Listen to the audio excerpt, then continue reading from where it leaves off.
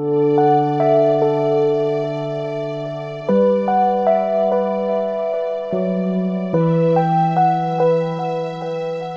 sahabat Santo Paulus, selamat bertemu kembali di channel Santo Paulus ini. Dalam katekese kali ini, kita akan mendalami tema tentang doa-doa pokok dalam gereja Katolik. Seperti, aku percaya, Bapa kami, Salam Maria, kemuliaan, dan lain-lain. Semua orang Katolik pasti tahu dan hafal doa-doa pokok ini. Tetapi, apakah mereka tahu arti, sejarah, dan teologi dari doa-doa itu? Saya yakin tidak semua orang Katolik tahu tentang ini. Nah, saya akan membuat katekese ini dalam beberapa serial. Dan serial pertama ini adalah Doa Aku Percaya. Sebagai catatan, saya tidak akan bisa menjelaskan secara mendetail teologi tentang doa aku percaya di sini. Saya hanya menyebutkan poin-poin yang penting saja.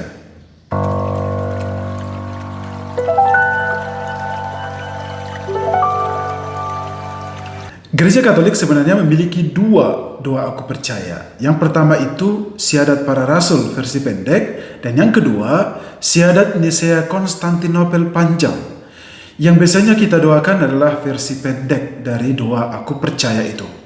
Nah, doa aku percaya atau credo merupakan ungkapan iman para rasul.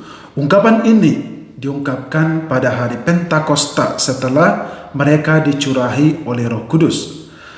Karena seluruh isi iman akan Kristus itu berasal dari para rasul atau jemaat perdana, maka sumber dari doa aku percaya ini adalah kitab suci. Jadi, sumber dasar doa aku percaya adalah kitab suci kita. Doa aku percaya memiliki 12 butir. Yang pertama, aku percaya akan Allah Bapa yang Maha Kuasa, pencipta langit dan bumi. Dan yang kedua, dan akan Yesus Kristus putranya yang tunggal Tuhan kita. Yang ketiga, yang dikandung dari Roh Kudus dan dilahirkan oleh perawan Maria.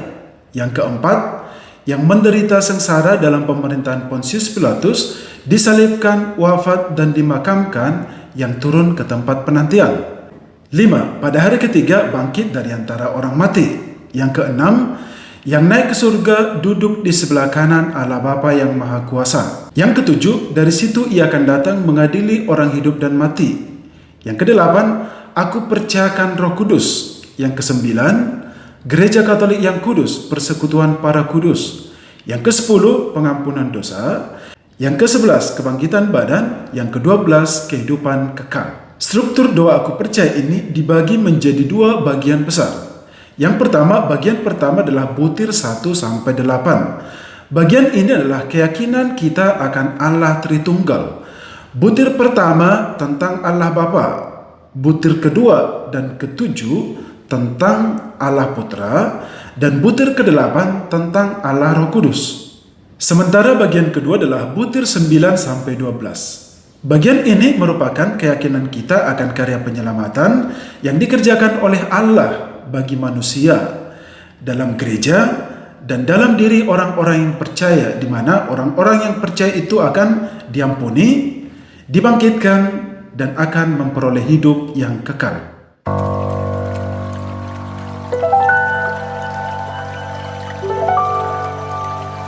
Sekarang kita akan mendalami 12 butir ini satu persatu secara singkat. Yang pertama, Allah. Aku percaya akan Allah Bapa yang Maha Kuasa, pencipta langit dan bumi. Allah Bapa adalah pribadi pertama dari Tritunggal. Kita menyebut Allah sebagai Bapa bersumber dari iman bangsa Israel yang menyebut Allah itu sebagai Bapa. Bapa adalah gambaran dari kebaikan. Yesus sendiri mengajar kita doa Bapa kami yang isinya adalah Bapa kami yang ada di surga, dimuliakanlah namamu, dan seterusnya. Jadi Allah itu kita sebut sebagai Bapa untuk menggambarkan hubungan kita yang sangat dekat dengan Dia. Allah Bapa disebut Maha Kuasa karena Allah memiliki kekuasaan yang tak terbatas. Tidak seperti manusia, sehebat apapun tetap mempunyai keterbatasan. Allah juga kita sebut sebagai pencipta langit dan bumi karena dalam kitab Kejadian dilukiskan bagaimana memang Allah menciptakan langit dan bumi dan segala sesuatu yang di muka bumi ini dan juga menciptakan manusia. Itu ada dalam Kejadian 1 ayat 1 sampai 31. Yang kedua, Yesus Kristus. Dalam doa aku percaya kita berkata bahwa dan akan Yesus Kristus putranya yang tunggal Tuhan kita. Dalam kredo ini kita menegaskan bahwa kita percaya kepada Yesus Kristus. Dia adalah pribadi kedua dari Allah Tritunggal. Apa artinya Yesus sebagai Tuhan, sebagai Putra Allah, sebagai Kristus, dan lain-lain? Saya sudah jelaskan di episode 33 di channel ini dengan tema Gelar dan Nama Yesus. Silakan cek, linknya ada di sini. Butir ketiga adalah Allah yang menjadi manusia. Dalam doa aku percaya kita berkata, yang dikandung dari Roh Kudus dilahirkan oleh perawan Maria.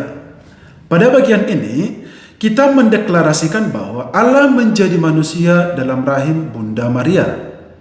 Di sini ditegaskan bahwa Yesus dikandung dari Roh Kudus sejak Bunda Maria menerima kabar dari malaikat Tuhan bahwa ia akan mengandung dari Roh Kudus.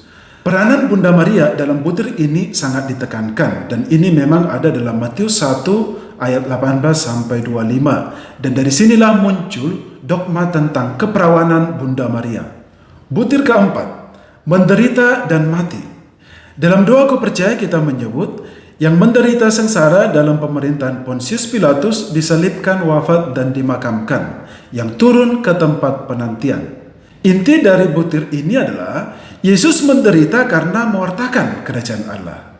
Yesus ditangkap, diadili, disiksa, dianiaya, dan disalibkan karena cintanya kepada kita manusia. Yesus wafat dan turun ke tempat penantian. Apakah itu tempat penantian? Dalam Katekismus Gereja Katolik, tempat penantian itu dimengerti sebagai tempat pemberhentian orang mati. Tempat ini adalah tempat di mana jiwa-jiwa orang sudah meninggal masuk dan tertahan di sana. Mereka yang tertahan di sana itu tidak dapat memandang Allah dari muka ke muka karena mereka tertahan oleh dosa asal. Ini ada dalam Katekismus Gereja Katolik 633. Butir yang kelima adalah pada hari ketiga bangkit dari antara orang mati. Di butir ini dijelaskan bahwa Yesus bangkit dari kematian setelah 3 hari berada di dalam kubur. Yesus adalah yang sulung dari segala ciptaan yang bangkit dari kubur. Jadi kisah-kisah penampakan Yesus itu setelah dia mati atau setelah dia dikuburkan itu memperkuat tentang pengajaran ini. Butir yang keenam adalah yang naik ke surga duduk di sebelah kanan Allah Bapa yang Maha Kuasa. Butir ini mau menjelaskan bahwa Yesus naik ke surga dan setelah naik dia duduk di sebelah kanan Allah. Dalam Roma 8 ayat 34 dituliskan bahwa Kristus Yesus yang telah mati, bahkan lebih lagi yang telah bangkit, yang duduk di sebelah kanan Allah, yang malah menjadi pembela kita. Untuk apa Yesus duduk di sana? Dalam Yohanes 14 ayat 3 dikatakan bahwa apabila aku telah pergi ke situ dan telah menyediakan tempat bagimu, aku akan datang kembali dan membawa kamu ke tempatku, supaya di mana aku berada, kamu pun berada. Butir yang ketujuh adalah datang sebagai hakim. Dalam doa aku percaya kita berkata bahwa dari situ ia akan datang mengadili orang hidup dan mati. Butir ini menekankan tentang pengadilan terakhir yang akan kita dapatkan, di mana Yesus adalah hakimnya. Di sana Yesus akan memisahkan antara yang baik dan yang jahat untuk memberikan ganjaran bagi yang baik dan memberikan hukuman kepada yang jahat. Butir ke-8 adalah aku percaya akan Roh Kudus.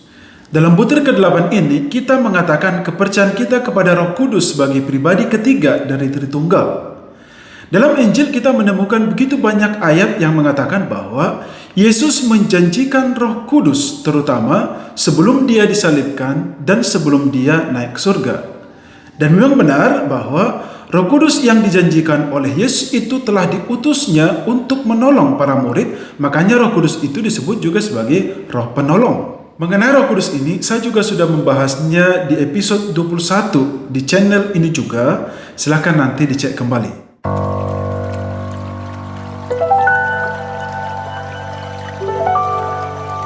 Sekarang kita akan melanjutkan pembahasan bagian kedua, yakni kepercayaan kita akan karya Allah dalam gereja dan dalam diri orang-orang yang percaya akan Yesus. Butir 9 sampai 12. Butir ke-9 adalah Gereja Katolik yang Kudus, Persekutuan Para Kudus. Arti kata gereja secara etimologi adalah pertemuan rakyat, dan secara Kristiani, gereja itu diartikan sebagai tubuh Kristus, sehingga gereja itu adalah kelompok orang yang percaya kepada Kristus yang bermula dari terbentuknya komunitas jemaat perdana pada zaman dahulu. Sementara Katolik berasal dari bahasa Yunani yaitu katolikos yang berarti keseluruhan, komplit, atau lengkap. Maka gereja Katolik artinya adalah gereja yang didirikan oleh Yesus bukan hanya milik suku tertentu atau kelompok eksklusif yang terbatas, melainkan mencakup keseluruhan manusia yang ada di seluruh dunia, yang merangkul semua orang dari setiap suku, bangsa, kaum, dan bahasa, seperti yang digambarkan dalam Wahyu 7 ayat 9. Hal ini sangat diperjelas dalam sifat gereja yang satu, kudus, katolik, dan apostolik. Lalu persekutuan kudus yang dimaksud dalam kredo ini adalah bahwa gereja itu adalah perhimpunan semua orang kudus, dan ini juga ditekankan dalam Katekismus Gereja Katolik 946. Butir yang ke-10 adalah pengampunan dosa. Dalam butir ke-10 ini, kita yakin bahwa Gereja Katolik memberikan pengampunan dosa bagi umatnya. Dasar dari pengajaran ini adalah Allah menghendaki agar semua manusia tinggal bersama dengan Dia. Akan tetapi, dosa menghalangi manusia untuk bersatu dengan Allah. Manusia harus bertobat terlebih dahulu agar bisa bersatu dengan Allah itu. Maka gereja memberikan sakramen tobat kepada umatnya agar umat itu bisa kembali bersatu dengan Allah. Makanya Lumen Gentium nomor 11 berkata bahwa mereka yang menerima sakramen tobat memperoleh pengampunan dari Allah dan sekaligus didamaikan dengan gereja. Butir yang ke-11 adalah kebangkitan badan. Dasar pengajaran dari butir ini adalah manusia hidup dan pasti akan mati suatu saat. Inilah realitas manusia yang tidak bisa ditolak. Mungkin manusia bisa menunda kematiannya, tetapi suatu saat tetap dia akan mati juga. Nah, bagi banyak orang, kematian itu sesuatu yang menakutkan. Akan tetapi kalau kita mendalami teologi tentang kematian, kita akan menemukan makna baru, sebab teologi kematian itu menekankan bahwa hidup hanyalah diubah, bukan dilenyapkan. Dalam Katekismus Gereja Katolik 1011 mengatakan bahwa dalam kematian Allah memanggil manusia kepada dirinya. Rasul Paulus justru mengajarkan kepada kita bahwa kematian itu mempunyai arti positif. Makanya dalam Filipi 1 ayat 21 Rasul Paulus berkata, "Bagiku hidup adalah Kristus dan mati adalah keuntungan." Nah, dasar biblis dari ajaran akan kebangkitan badan ini berdasar dari 1 Korintus 6 ayat 14 yang berbunyi, Allah yang membangkitkan Kristus akan membangkitkan kita juga oleh kuasanya. Butir yang terakhir atau yang ke-12 adalah kehidupan kekal. Inilah inti dari seluruh iman kita, bahwa kita percaya akan adanya kehidupan kekal bersama Allah setelah kita meninggalkan dunia ini. Kehidupan kekal itu ada di surga sana. Makanya surga itu digambarkan sebagai tempat kebahagiaan abadi. Dalam Wahyu 21 ayat 1 sampai 2 ayat 5, hal ini dijelaskan dengan begitu rinci.